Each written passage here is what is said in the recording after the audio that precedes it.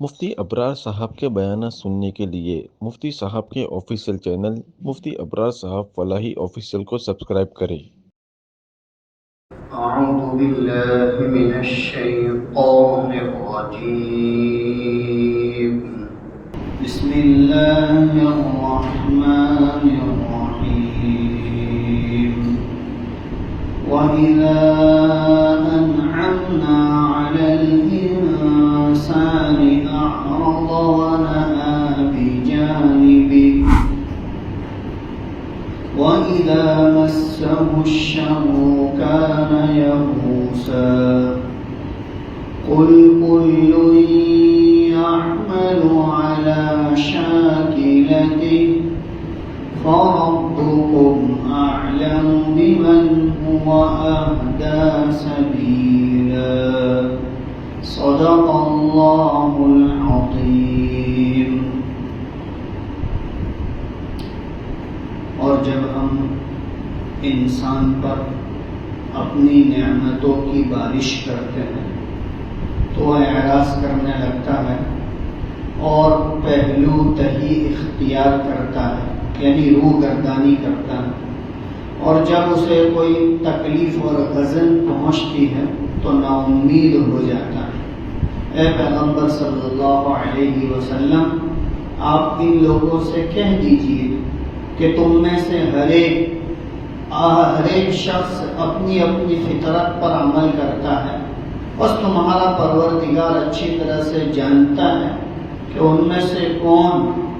زیادہ سیدھے راستے کو پانے والا ہے۔ یہ سورہ بنی اسرائیل کی 83 اور 84 نمبر کی آیت کریمہ ہے۔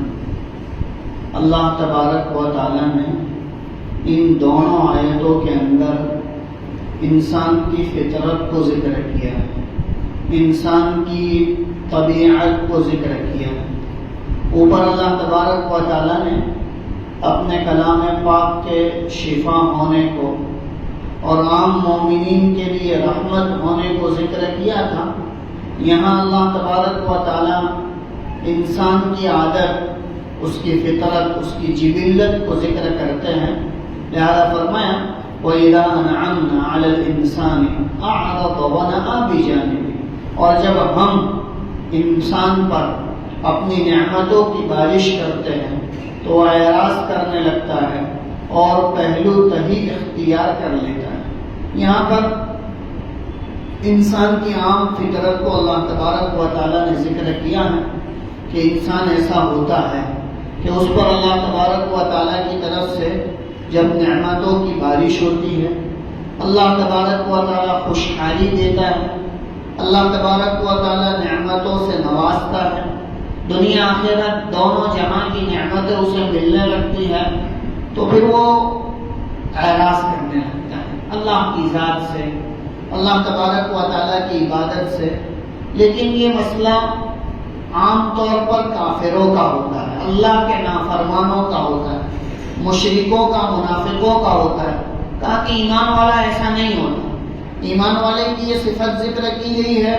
کہ وہ اللہ تبارک و تعالیٰ کی نعمتوں پر شکر گزاری کرتا ہے اور اللہ تبارک و تعالیٰ کی طرف سے آنے والی آفتوں اور مصیبتوں پر صبر کرتا ہے، اور یہ دونوں چیزیں اس کے لیے مفید۔ یہاں جو بات ذکر کی گئی ہے وہ عام طور پر کافروں کے باب میں، مشرکوں کے باب میں، اللہ کے نافرمانوں کے باب میں،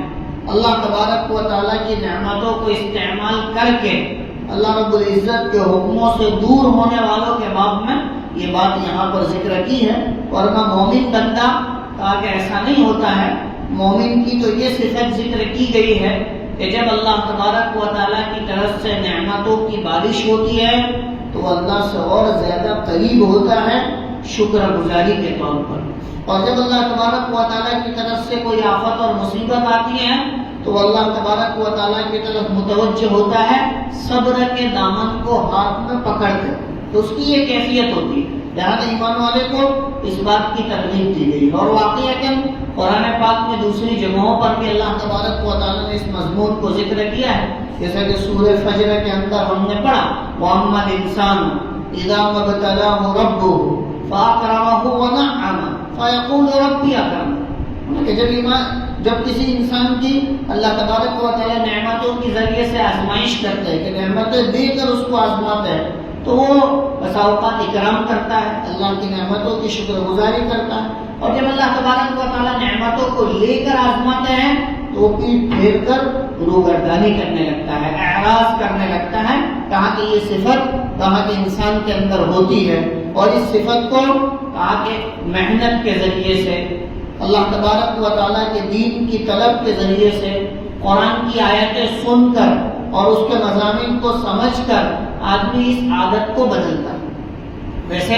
انسان کی عادت کہا کہ بدلی نہیں جاتی، لیکن انسان کی فطرت کے اندر سے اس کی طبیعت کو کسی ایک طرف مائل کیا جاتا ہے. اسی وجہ سے ایک حدیث پاک کے اندر روایت نقل کی گئی ہے کہ جناب نبی کریم صلی اللہ علیہ وسلم کے سامنے صحابہ کرام رضی اللہ عنہم بیٹھے ہوئے تھے اور کسی چیز کے باب میں تذکرہ ہو رہا تھا، اور وہ تذکرے میں انہوں نے اس طرح گفتگو کی کہ اس چیز کو بدل دینا چاہیے اور اس چیز کو بدل دینا چاہیے. اللہ کے رسول صلی اللہ علیہ وسلم نے فرمایا کہ تم سنو کہ پہاڑ اپنی جگہ سے ٹل گیا ہے تو اس کی تصدیق کر لینا، لیکن انسان کی جبلت اور فطرت اپنی جگہ سے ہٹ گئی ہے تو کہا کہ اس کی تصدیق مت کرنا. انسان کی فطرت میں جو چیز داخل ہے کہا کہ وہ تو رہ کر رہے گی، اس کی عادتوں کو بدلا جاتا ہے، اس کے رخ کو موڑا جاتا ہے. بسا اوقات انسان کو یہ ایسا ہوتا ہے وہ غصے کا عادی ہوتا ہے، تاکہ غصہ بار بار کرتا رہتا ہے. تو لہذا جب دینداری نہیں ہوتی،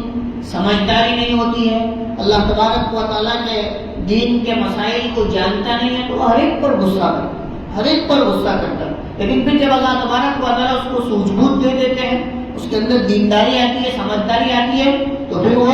اللہ تبارک و تعالیٰ کے حکموں کے ٹوٹنے پر غصہ ہوتا ہے، ناراض ہوتا ہے، اور وہ کیفیت اس کی پیدا ہوتی ہے کہا کہ اللہ کی نافرمانی پر. تو یہ کیسے ہوا؟ کہا کہ اس کی انسان کی طبیعت اور فطرت کو بدلنے کی وجہ سے، اس کی عادت کے رخ کو موڑنے کی وجہ سے. اس کی فطرت بدلتی نہیں ہے، اس کا رخ جو ہے وہ بدلا جاتا ہے. لہذا یہاں پر اللہ تبارک و تعالیٰ نے اس بات کو خاص طور پر ذکر کیا، اور یہ چیز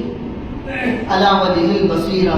صحابہ کرام رضی اللہ عنہم کے اندر موجود تھی کہ اللہ تبارک و تعالیٰ کی نعمتوں پر حتی الامکان شکر گزاری کرتے تھے، اور اللہ تبارک و تعالیٰ کی طرف سے آنے والی مصیبتوں پر حتی الامکان صبر کو جو ہے مضبوطی سے پکڑتے تھے. یہ ان حضرات کا اللہ تبارک و تعالیٰ کی طرف سے دیا ہوا اعزاز تھا، ان کا فضل تھا کہ دونوں چیزوں کے اندر انہوں نے اللہ تبارک و تعالیٰ کی دی ہوئی تمام چیزوں کو مضبوطی سے پکڑا. اور اللہ نے دونوں طرح آزمایا، دے کر بھی آزمایا اور لے کر بھی آزمایا. کہا کہ فتح مکہ کے پہلے کا جو دور تھا آپ اس میں اللہ تبارک و تعالیٰ نے لے کر آزمایا. مکہ مکرمہ میں ہجرت سے پہلے صحابہ کرام رضی اللہ عنہم کو تکلیفیں ہوئی، آزمائشوں میں مبتلا کیا گیا. خود قرآن کریم نے سورہ احزاب کے باب میں فرمایا کہ ہنالک ابتلی المؤمنون وزلزلوا زلزالا شدیدا، کہ اس وقت مومنوں کو آزمایا گیا اور ہم نے ان کو سخت جھنجھوڑا، ان کا امتحان دیا. تو یہ اللہ تبارک و تعالیٰ کی طرف سے ہوتا ہے. بسا اوقات اللہ تبارک و تعالیٰ لے کر آزماتا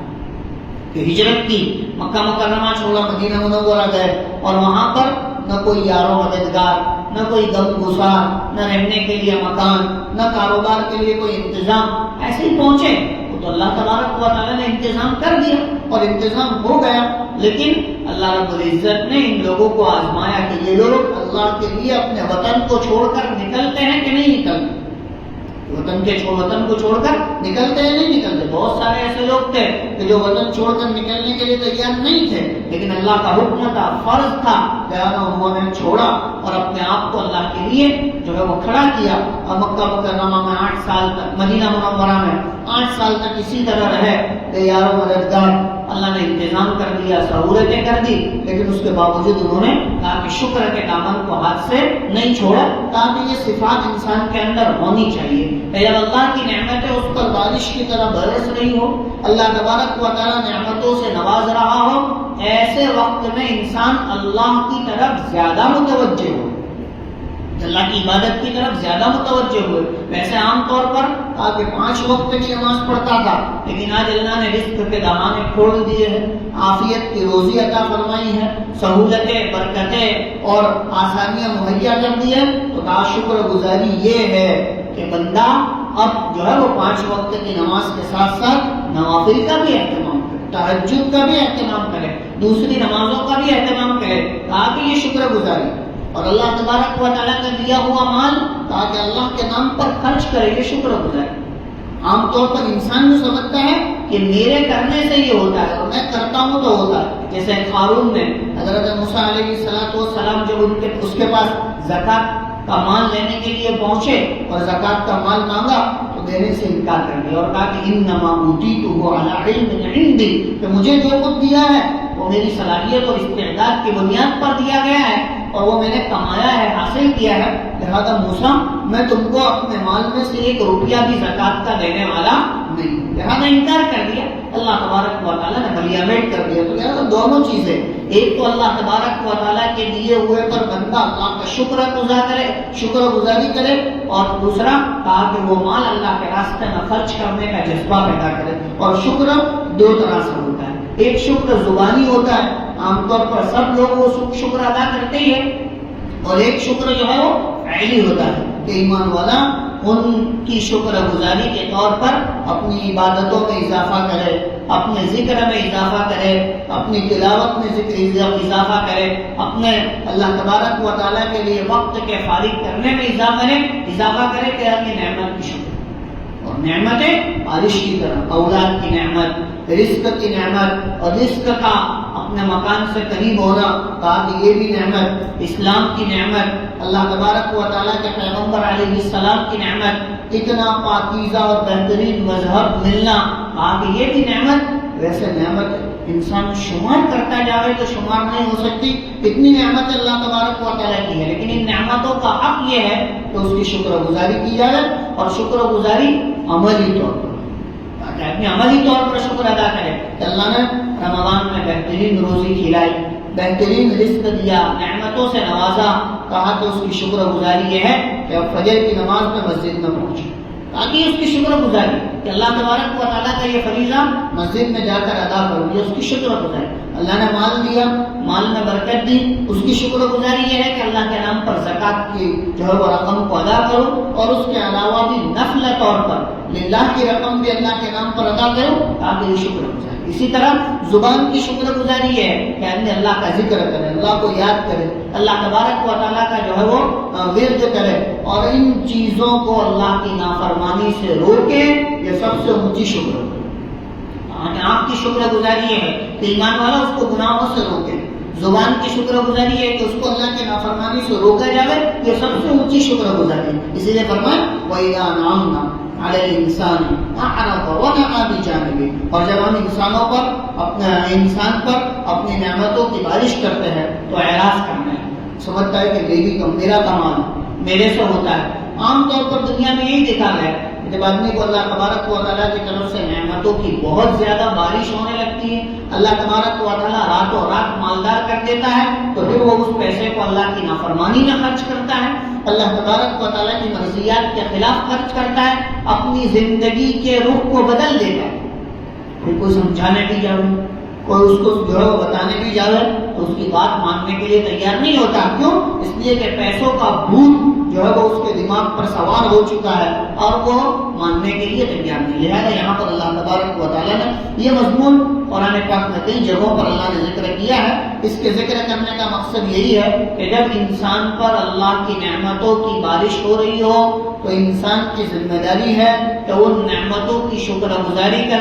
کرے، روگردانی نہ کرے، اللہ کی عبادت سے اعراض نہ کرے. لہٰذا فرمایا وَإِذَا أَنْعَمْنَا عَلَى الْإِنسَانِ أَعْرَضَ وَنَأَىٰ بِجَانِبِهِ. اور جب ہم انسان پر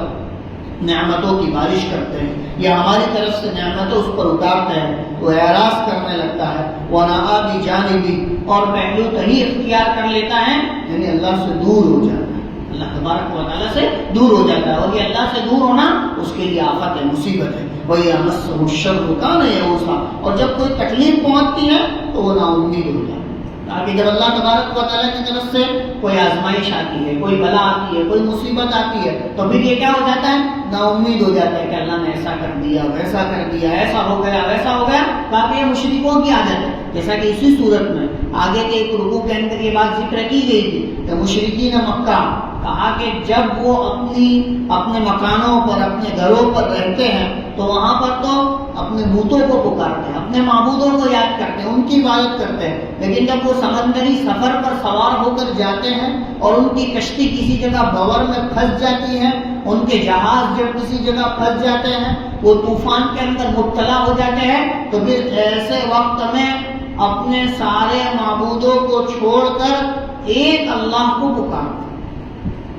قرآن نے صاف طور پر آیتوں کے ساتھ ذکر کیا کہ وَإِذَا مَسَّكُمُ الضُّرُّ فِي الْبَحْرِ ضَلَّ مَن تَدْعُونَ إِلَّا إِيَّاهُ فَلَمَّا نَجَّاكُمْ إِلَى الْبَرِّ أَعْرَضْتُمْ وَكَانَ الْإِنسَانُ كَفُورًا. پھر جب اللہ تم کو نجات دے دیتا ہے، یعنی تم کو اس بھور سے نکال کر خشکی پر لے آتا ہے، سمندری طوفان سے نکال کر ان مشرکوں کو ان کے مقام پر، ان کے وطن میں پہنچا دیتا ہے، تو پھر کیا کرتے ہیں؟ اعراض کرنے لگتے کہ اللہ کی عبادت سے دور ہو جاتے ہیں، پھر ایک اللہ کو نہیں پکارتے. وَكَانَ الْإِنسَانُ كَفُورًا، اور انسان ہے ہی ناشکرا. اسی لیے اللہ تبارک و تعالیٰ اپنے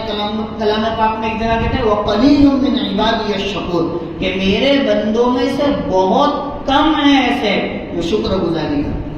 شکر گزاری کرنے والے کم ہیں. اور اللہ تبارک و تعالیٰ نے حضرت داؤد علیہ السلام کے قرآن پاک میں تعریف کی، اور تعریف کے لیے جو کلمے کا استعمال کیا وہ یہ استعمال کیا کہ وَكَانَ وَرَبُّهُ شَكُورًا، کہ حضرت داؤد اپنے رب کے بہت زیادہ شکر گزار تھے، تو اللہ کی نعمتوں پر بہت شکر ادا کرتے تھے. اور یہ شکر اللہ کی نعمتوں میں سب سے اونچی نعمت ہے کہ اپنے اللہ تبارک و تعالیٰ کی دی ہوئی نعمتوں پر شکر ادا کرے،